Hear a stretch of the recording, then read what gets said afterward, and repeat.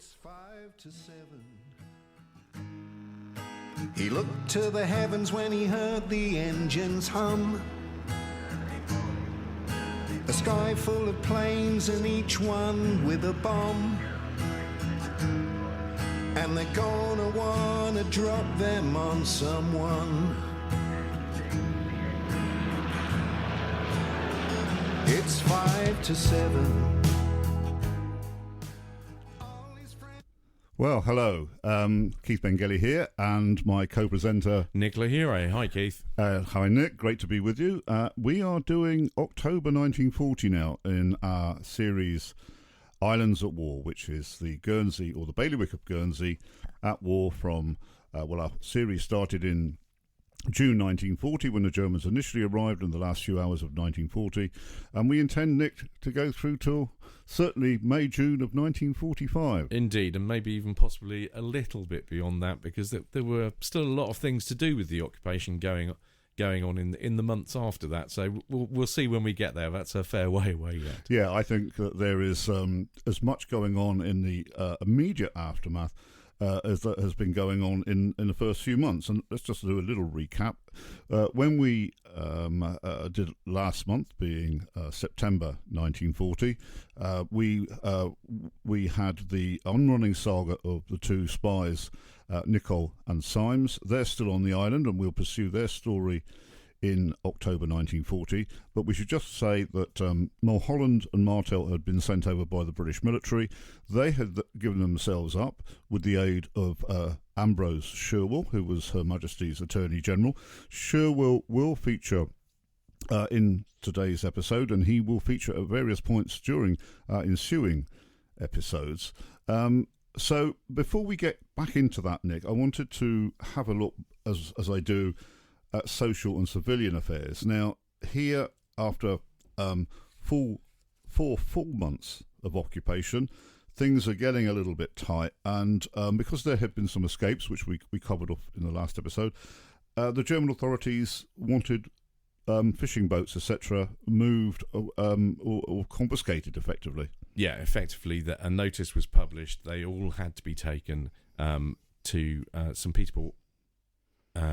Even if your boat was, people take the boat up for maintenance, put it in their back garden and things like that. Even those had to go as well. The Germans were just paranoid that people were going to escape. They were worried that there were British forces on the island who also might try and escape. They just really didn't want any of that happening. Made some fairly serious threats, which we'll come to later on. So that happened. Reverend Ord talks about it in his diary about seeing the boats all being taken to St. Peter Port, and the Germans initially said that basically your boat was going to be confiscated for the duration. They very, very quickly realised that being a small island which can't provide all of its own food, that was a really bad idea, and they had to relent. And allow fishing again. It was strictly controlled. You had to have a permit. They only allowed fishing from very few locations. So from St. Peter Port Harbour, from St. Sampson's, and from Portlet Harbour out at Torteful, which is down the other end of the island. If you're not familiar with the island, they were accompanied by boats. So you'd have a German soldier on your boat potentially, or alternatively they did use boats which used to just sort of follow the fishing boats and then round up anyone who looked like they were going a bit off course or going somewhere that they shouldn't. They restricted where they could go. They're only allowed 3 miles out. Yeah, it should be explained as well that fishing was very important during the war, prior to the war, and certainly more so as the war sort of started to grind on. It might be interesting for listeners to know that predominantly mackerel would have been fished for in huge numbers in the summer months, but also the fishermen were laying crab pots and lobster pots and fishing for other fish, including conger, etc. So we had a thriving fish market, of course, in those days, and in fact up until the 80s. But fishing per se was very, very important, wasn't it? Very, very important to the diet of the islanders, because it's a relatively easy source of food. It became more and more difficult to fish as the war went on. The Germans fortified the islands, made areas out of bounds, etc., and cracked down as escapes happened. It inevitably caused problems with fishing again later on. But they did realise that they had no choice but to allow some fishing, because they needed fish for their own men to feed them, let alone the civilian population. Yes, I mean, it's very easy to think, well, in retrospect, that it was a very naive decision to do this. But as much as it's the a full month for islanders, of course, it's only the first full month for the occupying forces. They hadn't trained for this, they hadn't geared up for this, and so this was a big learning curve for the German military itself, wasn't it? Absolutely, and they're not in charge of a large country where you can grow large quantities of food. That 25 square miles of Guernsey, you've got limited options in terms of what food that you can grow locally. The meat from cows and pigs, etc. You've got a limited supply of space just to be cultivating any sort of food or farming animals, etc. So you need to have that fish as well. Okay, so we've got this retraction then by the Germans. They allowed boats to operate again pretty quickly. I think they realised and did a sort of handbrake and turn on that. Now, talking about food, you've brought in a recipe for those that might be interested. This is a limpet stew that people were sort of starting to have to contemplate eating, and it's very interesting that you brought the recipe in. I think we can probably post this up on the Facebook page, but it might be worth just running through this, because if anybody is wanting to try their hand on that. So we've got a quarter of a pound of limpets, presumably this is on-shelled limpets, a pint of peas, 2 potatoes, some butter or lard, herbs if available, bit of flour for thickening, pint of water, some curry powder if available, salt and pepper. So basically you bung all of that in to a pot, having chopped it all up, fry it off, and then basically stew it. I'm not sure. I personally don't remember my grandmother talking about this. Is this something that your family would have? None of my family have talked about this, but I have actually seen this being made. It was one of the times when I'm really, really grateful that I have an allergy to shellfish. So I was unable to partake of the very kind offer to try a little bit. So yeah, it didn't look particularly appetising to me at all. It involved bashing them about a bit with the nearest sort of steak. If you didn't have a meat tenderizer to hand, whatever you could sort of bash them about a little bit with, or put them through a mangle was the other thing that I believe was done. I have looked actually; they are a delicacy in some countries. They are eaten, but just not really here. So is dog in some countries as well. So true. I find the curry powder. I'd never really thought about curry powder before during the occupation, and I looked at this, and it was actually quite frequently used, basically to give a bit of flavour or mask flavours of some of the substitute foods that ended up turning up during the course of the occupation, where things weren't available. Again, I have tried some bits and pieces, and yeah, if you know what real coffee tastes like, the Bersatz coffee is not a good substitute. I think the clue is in the name substitute. It doesn't actually taste like I mean, coffee being made from acorns, tea being made from bramble leaves. Excuse me. I do remember a chap, and I probably will allude to him throughout the series a little bit. He's passed now. Who was a fisherman, lived near the Vale Church, and he told me he used to try and make his Ron Sabir, his name was, and he tried making his own tobacco, And as we go through this series, we'll throw in a little bit of what people were reduced to doing. They always say necessity is the mother of invention. And believe me, the way that people sort of got down and made the best of things is quite, well, I'm saying inspirational. You could also say desperate. But we should also, perhaps, on the subject of a limpet, just very quickly explain to people, we have a thing in the Channel Islands or in Guernsey called an ormer, which is like an abalone. And that is the most strangest thing as well when you think about it, Nick. It's like a huge limpet. You have to encourage it out of its shell with a very, very sharp knife.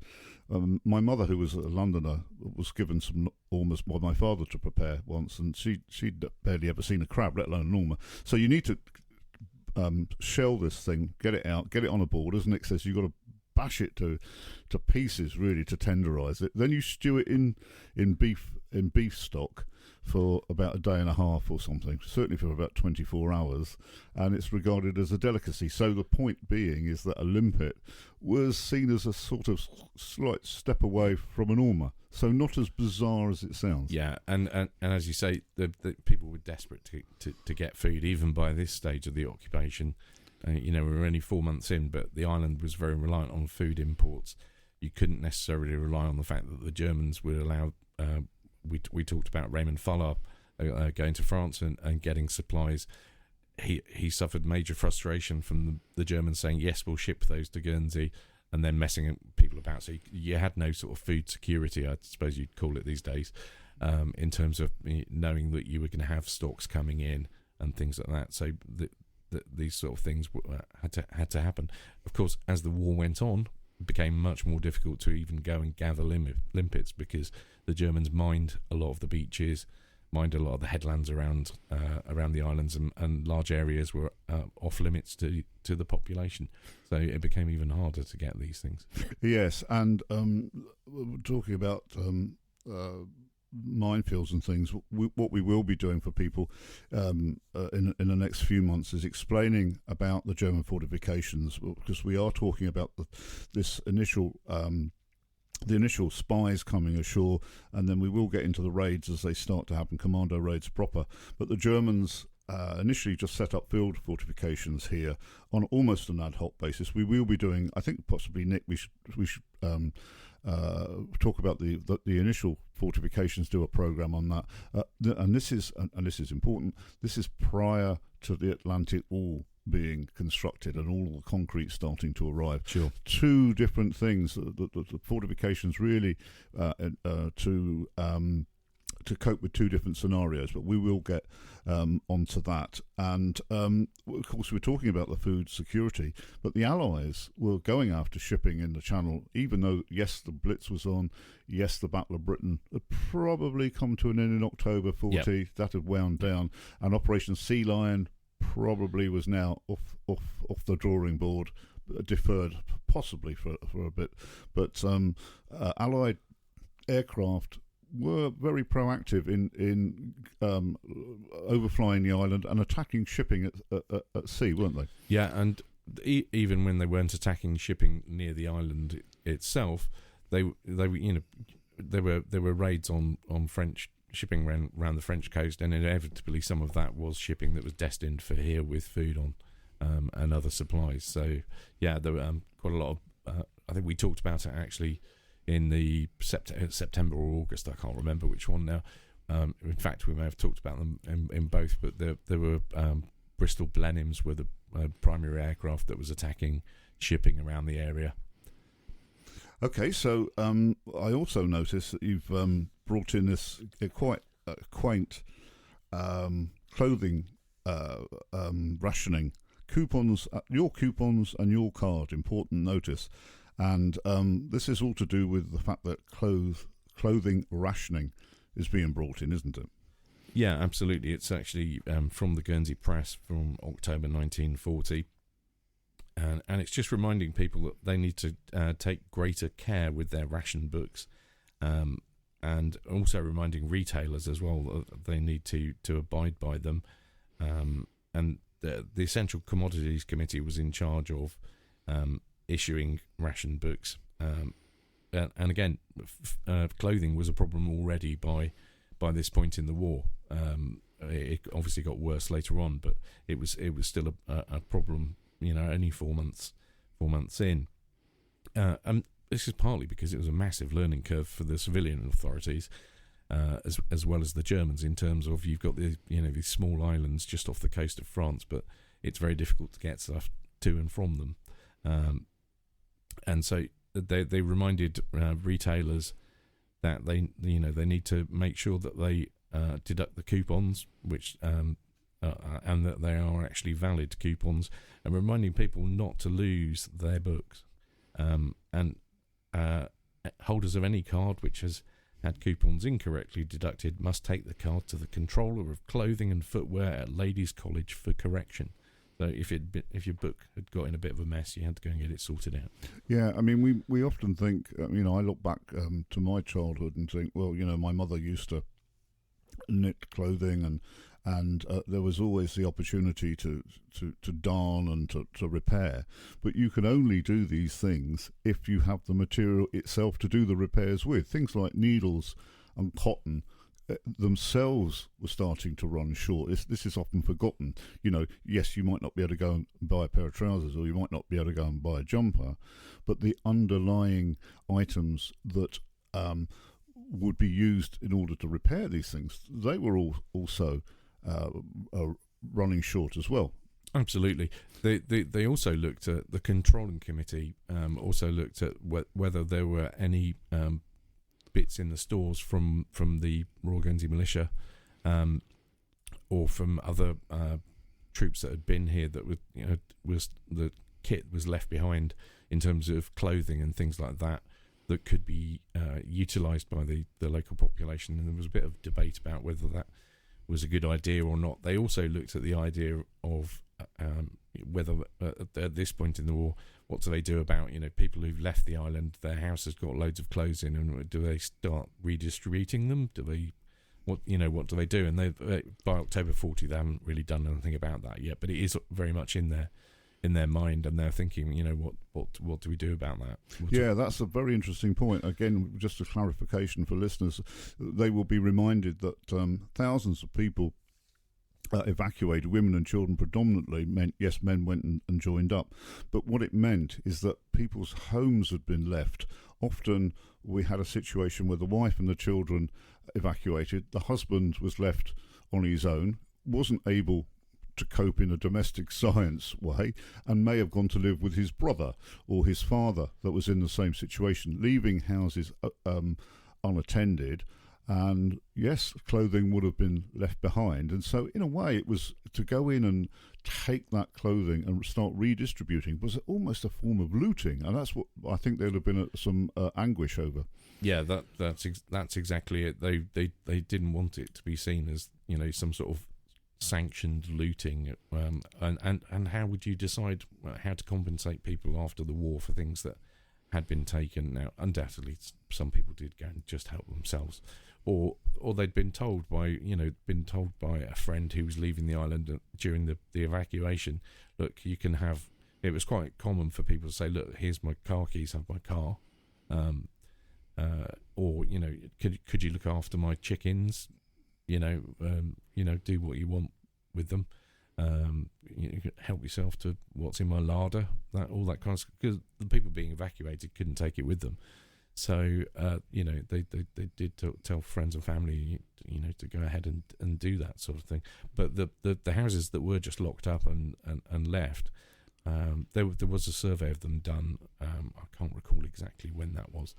I will go and check on that one for the next episode, but there are strict instructions to those that are going and looking at these houses on behalf of the civilian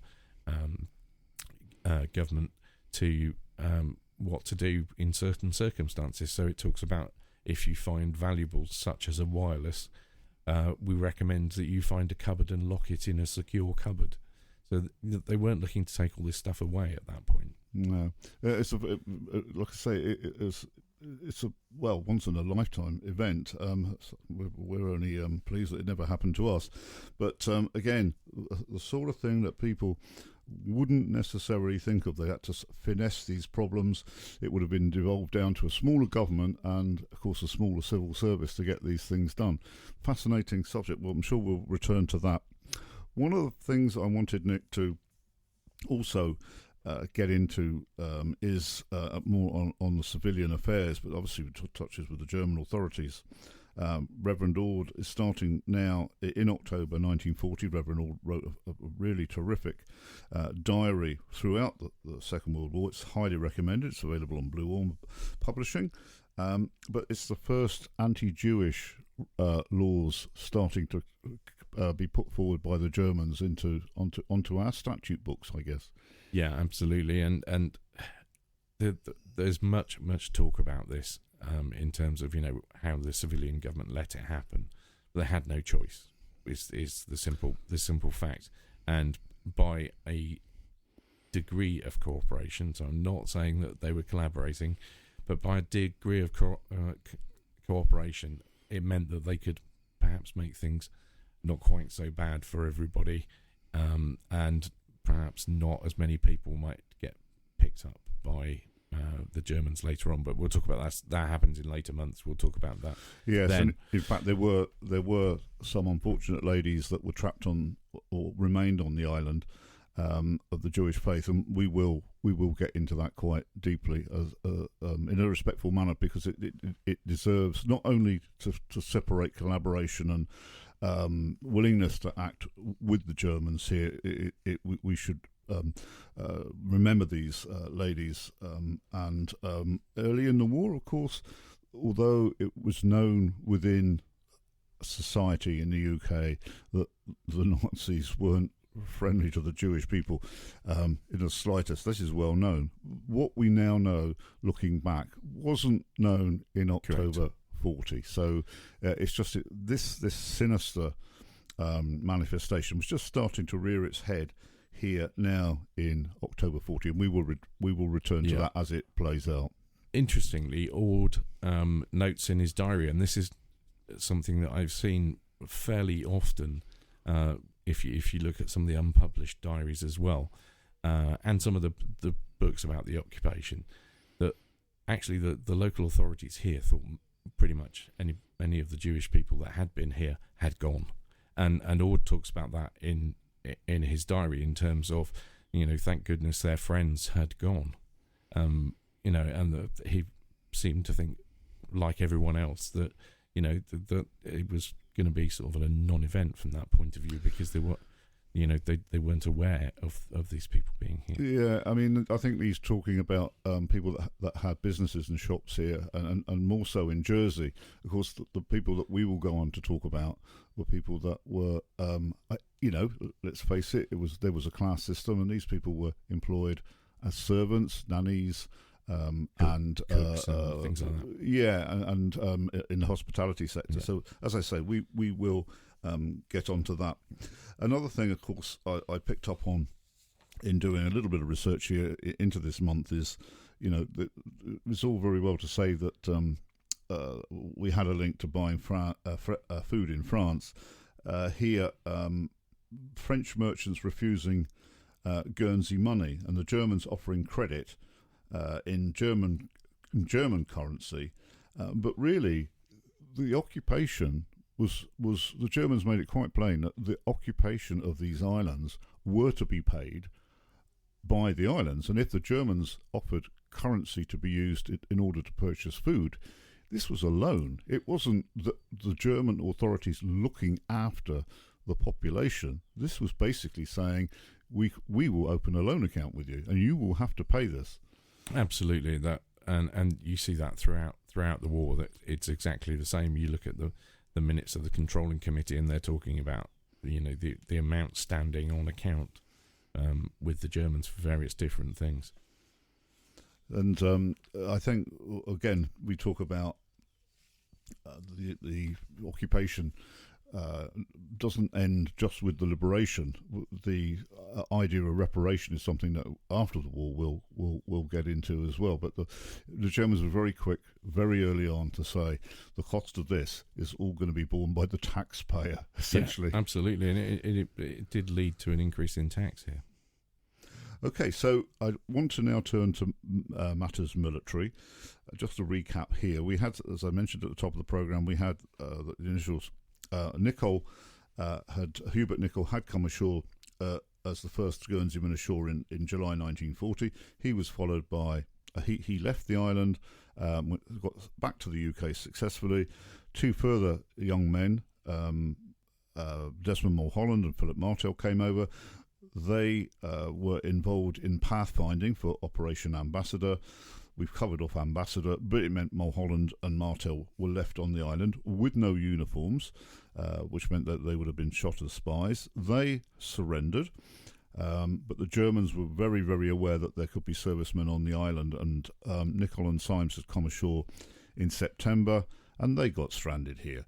So we're following that story through, because not only were the Germans not happy with the thought that British servicemen were at large, sent by the British authorities, but these Guernseymen coming ashore weren't a morale boost at all, because it was causing so much problems for the civilian population, Nick. Yeah, absolutely. It was causing problems because it was causing disruption, for one thing, and various threats from the Germans and actions that they took, which stopped you from going to certain areas up on the south coast and things like that. All sorts of restrictions, and just general annoyance caused by it. So there was a feeling. I mean, Sherwell was quite annoyed about it. He was saying, "Look, we just wish they'd stop sending people," because he just didn't know what to do for the best, because he couldn't see what outcome was going to come from sending these commandos over. I hasten to use the word spies, but they kind of get intermingled. They were here on intelligence gathering operations. Yeah, they were military men. I think we were talking before. We're pretty sure that all came from the Hampshire Regiment. Yeah, certainly Nicolle and Symes were. They were old school friends from Elizabeth College. They'd played in the same football team, and when Nicolle agreed to come back in September, he agreed to it when he went to Whitehall. He said, "I'll do it, but I'll do it if Symes is willing to come with me." And interestingly, they stayed together throughout the rest of the war, which is quite an achievement, because they got moved around, etc., a lot after they'd been. Yeah, well, all of that's in the future, because at the moment they're here on Guernsey soil. They are effectively on the run. The Germans don't know who they are, but they suspect that they are here. And then there was a rumour that circulated in the island, which gave a lot of gave some fright to everybody, is that the Germans, would start house to house searching. This is not something that people wanted at all, the military to go and start turning their houses upside down. So Nicolle and Symes decide that they're going to stay away from their home, so they've got to find somewhere to live. And so Hubert Nicolle's father arranges with the groundsman of the Elizabeth College cricket fields to house them in the pavilion. Yeah, they did that temporarily. So they initially, as Symes, in an interview that was done with him about 50 years after the war, talks quite extensively about what they did, and I find it quite incredible. He actually went, and bearing in mind they came ashore on the south coast of the island after they got stranded. They were like, "Well, what do we do?" So they initially split up, and Symes went all the way to Torterville to stay with the parents of his then girlfriend, so Walter Bird, and Mary Bird being his girlfriend. But to get all the way across the island, I think was quite in civilian clothes. In civilian clothes, but quite an achievement, even though it was only 4 months into the occupation. And then they moved back. He moved back to St. Peterborough after a brief period of time, and they did go and stay with their parents. Although Symes was particularly worried, because his family lived in a fairly narrow street with terraced houses, and he was really worried about the fact that he would be seen coming and going. They could only move around after curfew. So although curfew started quite early at that point in the war. So it was sort of 7-8 o'clock, depending on again the Germans kept moving the rules, so it depending on what was going on. So they decided that they would go to the college field. They were very much counselled by their parents. Yes, it should be said that Nicolle's father was a senior civil servant, so he was in the same social set as many of the politicians here and the movers and shakers. So he had a line into Ambrose Sherwell, didn't he? Yeah, absolutely. And so they did actually seek advice from Sherwell, but also from General Williams, who was a retired general who'd fought in Gallipoli, actually. And they sought advice from him as well, because he was also an OE. He'd been at Elizabeth College. Williams had actually heard Symes speak at an event pre-war when he was a young man, just before he went off to join up, and was quite impressed by him. And he was actually responsible for Symes ending up in the Hampshire Regiment, because Symes was going to end up. He'd applied to join the Gurkhas, and Williams, after he'd heard him speak at Elizabeth College shortly after the outbreak of the war, said, "No, you're going to my regiment," and pulled a few strings and got him into the Hampshire Regiment. And I suspect, again, that's probably another reason why a lot of Guernsey men ended up in the Hampshire Regiment. So they sought counsel from Williams, from General Williams, and from Ambrose Sherwell. What do we do? And bearing in mind these guys were 20 years old, and the way things worked in those times, they took counsel from their parents and elders, and decided, we'll go to the college field. We'll hide out in the cricket pavilion, and we'll stay there for sort of 3 days. 3 days and nights. We'll eat lots of apples. We'll look absolutely dreadful by the time that we've done that, and then maybe we could surrender and pretend that we only arrived a few days ago, and therefore protect all of the people that have been helping them. There was a bit of tension. Possible. Yeah, a bit of tension between them as well, because Symes wants to surrender. Nicolle wants to surrender. Symes wants to try and escape. And so these, as you say, they're only 20, 21 or so, and there is this sort of tension and friction starting to build up between them, as one can imagine. But Symes's father goes to see Sherwell, and Sherwell then says, "Well, these boys should surrender, but of course we have the problem of uniforms, etc., or the lack of uniforms, to put it mildly, and there would have been a fear that they would be shot as spies." But then Sherwell goes to see Major Brandelow. Brandelow is a major. Nick and I, before this podcast, before we went on air, are talking about how can a mere major have such a important position within the German army here at the time, because it's down to him to say whether these young men, if they surrender, live or die. And we're going to put some more research into finding out a bit about Brandelow. Yeah, sure. He only arrived in the island 18th of September. So actually after Symes and Nicolle. But he built up quite a decent relationship with Sherwell. And this ongoing thing with the Germans being obsessed, following all of the Commando raids, the Germans were still obsessed with the fact that there were, British forces, hiding amongst the population. So they kept, putting feelers out to try and find people, and that there was the threat of house to house searches and things like that. Now, Brandelow gave Sherwell an undertaking that if there were any British servicemen on the island, potentially in civilian clothing because they'd been hiding out, he gave his personal guarantee that they would be treated as prisoners of war and not as spies. But Sherwell was brought up short a bit though, because he got that undertaking from Vanderloo, and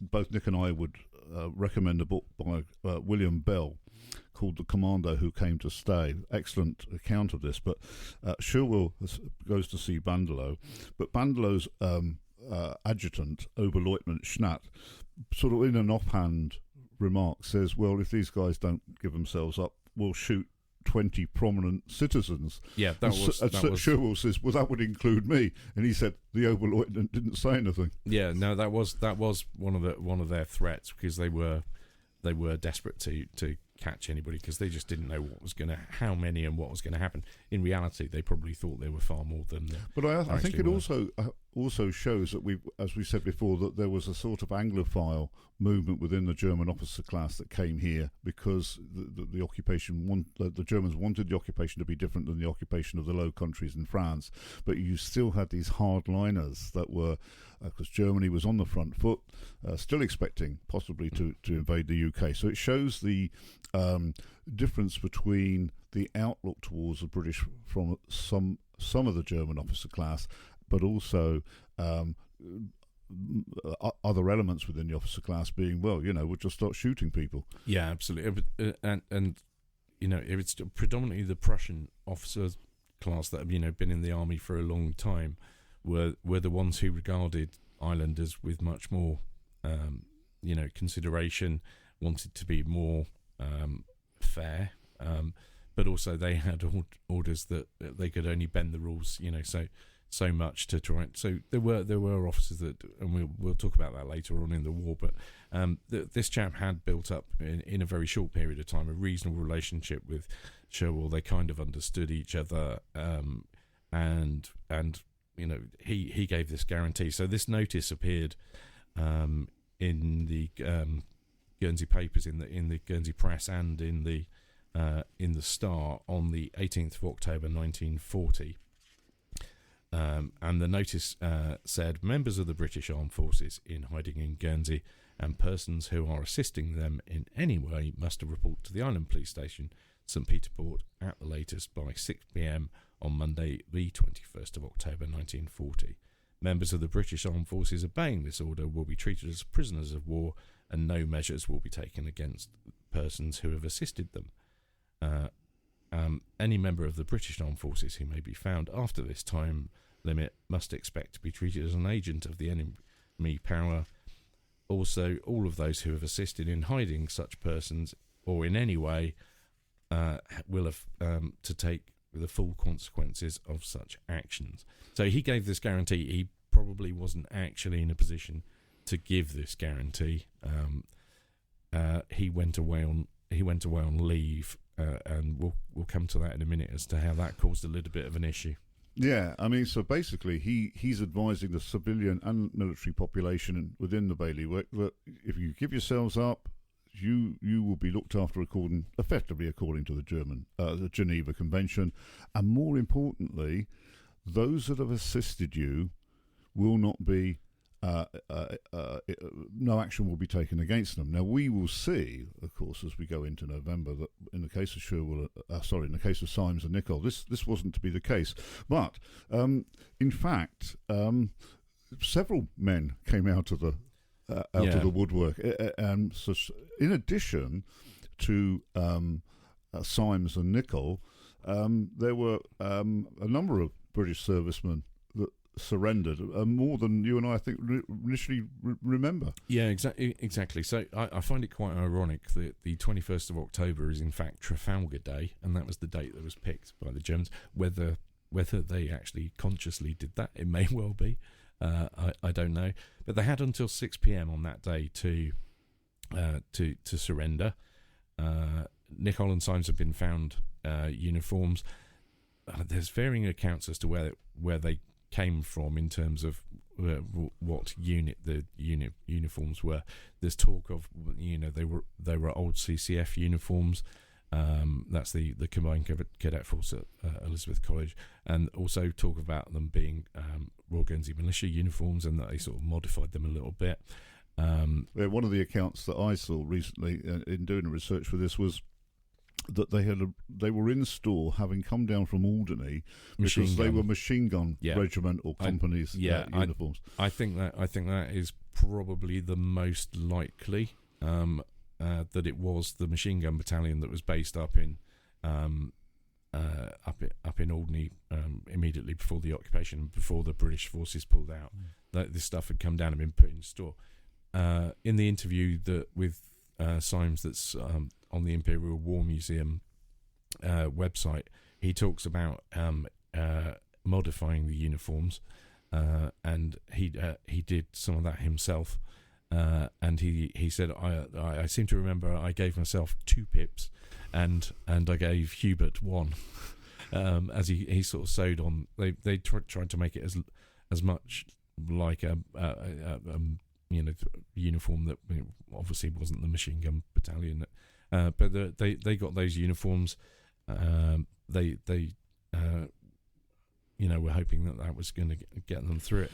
But the police inspector Sculper, in his book, I Beg to Report, which is again an interesting book about the occupation from the Guernsey police perspective, talks about there being a hive of activity in the hour before 6 o'clock on that day at the police station. Yeah, what I wanted to do as well, Nick, is to say, yes, Nicolle and Symes didn't immediately surrender, although they had a date and time set for them. They enjoyed themselves a little before they surrendered. But what I wanted to do is, I think, because we've got many local listeners, I think it's just fair to go through the names of the people that sort of gave themselves up, that the Germans didn't know that were here. So we had a Private Gian of the Hampshire Regiment, who had come to the island on 48 hours leave and had been prevented from getting away because of the air raid. And then there followed Private G. Help, Gunner A. Sabia, Private N. de Jersey, Aircraftsman K. Giles and Basil Martel. And Basil Martel had returned to Guernsey on the 28th of June to await his call-up. I mean, what bad timing that was. He came back to Guernsey to enjoy a few days R&R before going to start his call-up, start his military service, and then, of course, that was the night of the raid, and he couldn't get away. So these people were... gave themselves up immediately, and the day to give up, the day of the week, was a Monday. And in Bell's book there's an account that says that on the Sunday night before the deadline, the 2 young Guernseymen, Symes and Nicolle, held a farewell party at Nicolle's home. A number of bottles of champagne on earth for the occasion. What a strange sensation that must have been, to have been with your family and friends, drinking champagne, knowing that you were going to step into the unknown the next day by giving yourselves up. But even then, they didn't go in the morning, did they? No. The time that had been given was 6 p.m. on the Monday, and they didn't go straight away. No, they didn't. No, I mean, I guess the party thing was a last hurrah. I mean, it could have been, they could have been shot the next day potentially, or in the days after that. So why not? I mean. That I can fully understand why they would do that. Yeah, they didn't surrender straight away on the Monday. In fact, they left it to 5 minutes to 6 before they turned up. As I say, Sculper in his book said the police station was a hive of activity for the hour before 6 o'clock. There was a lot of activity going on. But Symes and Nicolle didn't go to the police station. It was the fathers that went. Correct. And basically said to the police, to Sculper, and Sculper took a constable with him, and the 2 guys, Symes was at Symes's home, Nicolle was at Nicolle's home. So essentially the Guernsey police went to collect them, didn't they? Yeah, that's essentially what happened. But yeah, it was their fathers that went in and reported that they were staying with them. Yeah, in fact, Sculper sent Detective Langmead. Langmead was the police officer that prevented my family from going, which is something that I'm still doing some research on. So we see these names cropping up every now and again. So Langmead and a police constable go along and essentially arrest the 2 guys, don't they? Yeah, and when they get to the police station, before the Germans get their hands on them, Sculper, the police inspector, gives them a strict briefing about only giving their name, rank, and serial number. Yeah, it's very important. Just reminds them that that's what they want to do. They were then handed over to the Germans, who took them to Fort George, I believe, and put them through a bit of interrogation at Fort George before slinging them in the prison. But it was heavily scripted because letters had been exchanged between Sherwell and the German authorities, basically setting the terms for this surrender. But then things became a bit murky, didn't they? Yeah, things went a bit pear-shaped. So they initially tried to pretend that they'd arrived on the night of the 17th of October, so only 4 days before, which that kind of fell apart when they were being interrogated, not least because other people were picked up and questioned about what they knew about them. A large number of people were questioned in respect to this, and of course trying to get a story to hold water across that many people who perhaps only know part of the story themselves. To trying to get it to all hang together when you're being interrogated is very difficult. So that proved a problem, and we'll talk about the people that ended up getting arrested. Yeah, and there's a lovely little vignette here in the Bill Bell book. Oh, I do beg your pardon, because the town geography has changed since the war, Nick. But you and I remember it being the old States Prison, and just up the road from a pub which still exists called the Prince of Wales. And Bill Bell writes that Henri Travers, the son of the landlord of the Prince of Wales pub opposite the police station, saw Symes and Nicolle being taken to the prison. And later that evening, he took a meal up to the States Prison for them, and Nicolle writes that after the meal in our cells, the prison jailer Albert Pike handed us a lemon gin through the bars. We were doing very, very nicely, thank you. So there was this really, when you think about it, it was this strange sensation. They'd been imprisoned by their own people because they'd surrendered. Yes, they were now in uniform. Got meals and gin tonics being served through the bars. But there must have been this obvious apprehension about how are the Germans going to deal with this the moment they get their hands on us? Yeah, the Germans immediately said they were going to shoot them as spies. That was the threat. And took them to Fort George. And Fort George, for listeners, was the British military base on the island prior to the British military evacuating. Yeah, it's now a high-end housing estate, but there are quite a few of the walls and things left, but not much in the way of buildings. But that was where they were taken. They were questioned quite harshly. Their fun and games with food and drinks was soon to come to an end. They were treated much more harshly. And eventually they were shipped off via Jersey to then to France. Yeah, they were interrogated here and interrogated separately, and that this is when the doubts start to set in. It said a German judge came across from Jersey for the trial. Symes and I were tried separately and kept apart, with a sentry guarding each of us. I was interrogated by the judge, largely along the lines of my previous questioning. He appeared to be satisfied. My trial was apparently over, other than the learning of my punishment. So he expecting some form of punishment. This judge, this was all part of the Geheim Feldpolizei, the secret military police, separate to the Gestapo. Yeah. It's not part of the Gestapo. It's German field police. Yeah. Okay, so the Bell book is very, very good. And then Nichols writes that, then I thought it was all over and done with. The Germans rushed into my room with a great deal of noise and bawled out, "You have been in Guernsey before. Why didn't you tell us?" Of course, he basically turns around and says, "Well, you didn't ask me." Yeah. I mean, they were incredibly brave in what they went through, and that's why they went on to be awarded medals, which we'll talk about later in another episode. But but they're talking about being court-martialed here. Yeah. But this is an interesting thing that sprung up in my mind. How can the German military apply a court-martial to members of the British military. Yeah, it's just the way they used to work. It was just basically a German military court that was trying them for what they'd done.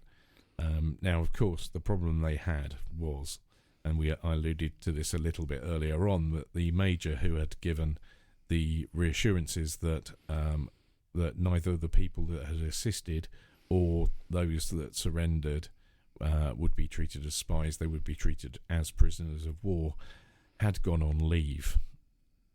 So he wasn't here when they decided that they were going to treat them as spies.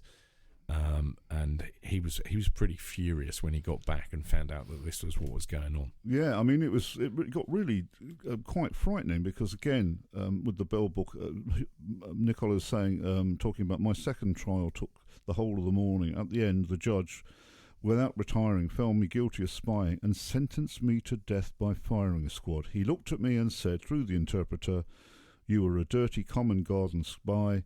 You will be shot." The sentence was subject to confirmation, though, by higher German authority. And then he said the bedroom in which I was being held was on the first floor. Jim Symes was in the downstairs room. During the afternoon after my trial, I saw Symes walking in the garden. I was able to open the window and say to him, "It's the end, Jim. We have had it." And I pulled my finger across my throat. So these young men were absolutely convinced they were going to be executed. Yeah, absolutely convinced at that point that they were going to be executed, and also intensely worried for those that had helped them, their friends and family that had helped them. I mean, Symes uses an interesting turn of phrase in the interview the Imperial War Museum recorded. He refers to the people that were arrested as being their friends, family, and our little helpers who we'd given odd jobs to when we arrived on the island. So the people that they'd asked to do things like go and keep an eye on the airport and see what's going on there, and people that they'd asked to gather information about the harbour and things like that.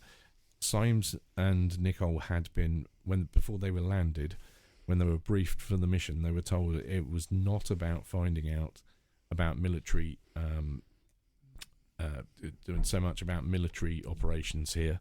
It was more about finding out about the civilian population, but also they were made to do aircraft recognition lessons before they came, so that they could also gather information like that. So Symes talks about when he was hiding out in Torteville, he was 3 or 4 miles away from the airport, but it gave him a great view of aircraft that were coming in and out of the airport, and he was making notes of those as well. So they were here to report back how are the civilian population being treated.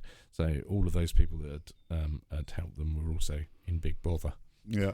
Now again, there needs to be some emphasis. We talked about the other servicemen that came out of the woodwork and gave themselves up. They were simply debriefed and then sent into captivity for the rest of the war, and they leave our sight, and that's it. However, with Symes and with Nicolle, it must be emphasised they were treated absolutely differently here, especially when the Germans realised that Nicolle had been here before, and this is where it starts to get really sinister.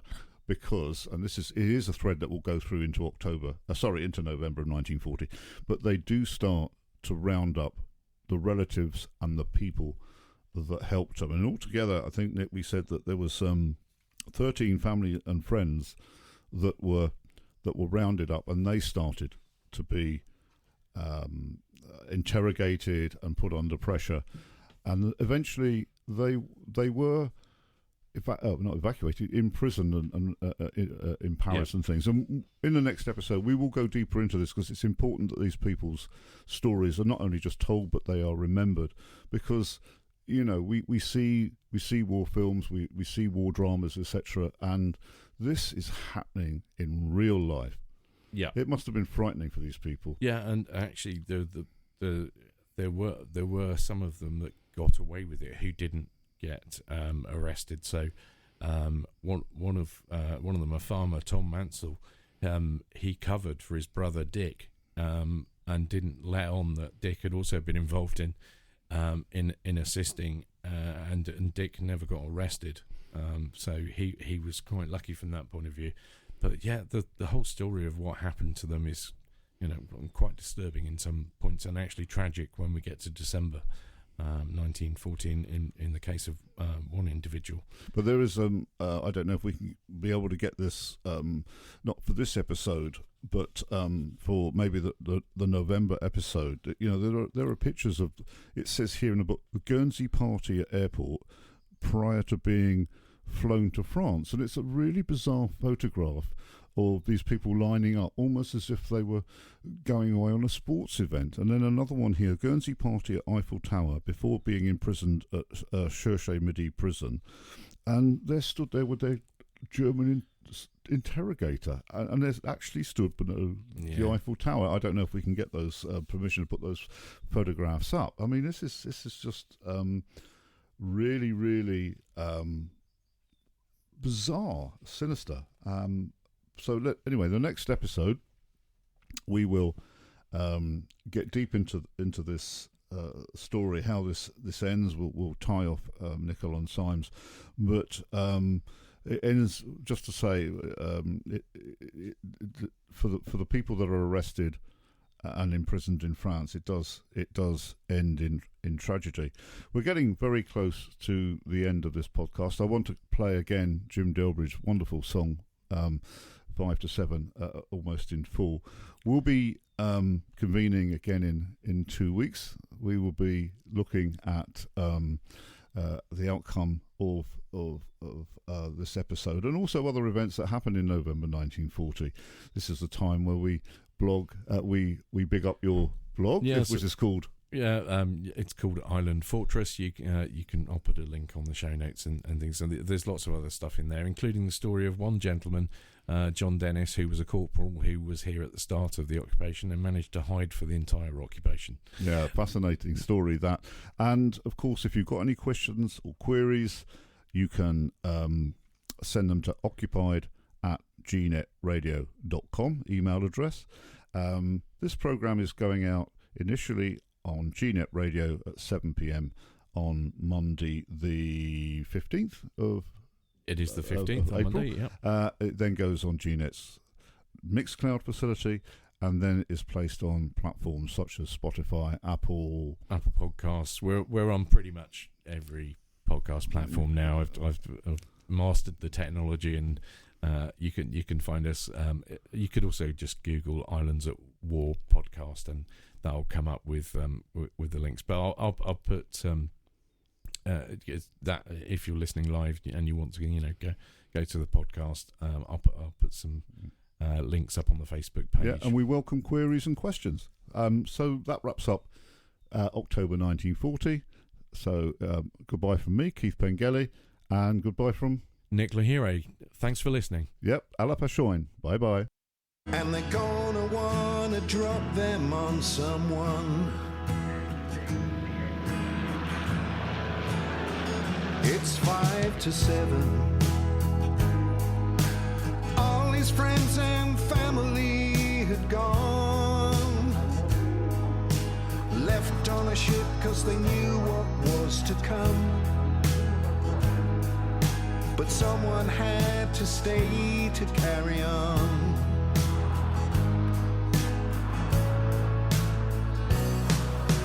Austin's for Morris's abandoned on the quay, and the children crossed the sea and became evacuees. Locked up shops and houses with no one left inside, as everybody tried to get away. It's 5 to 7.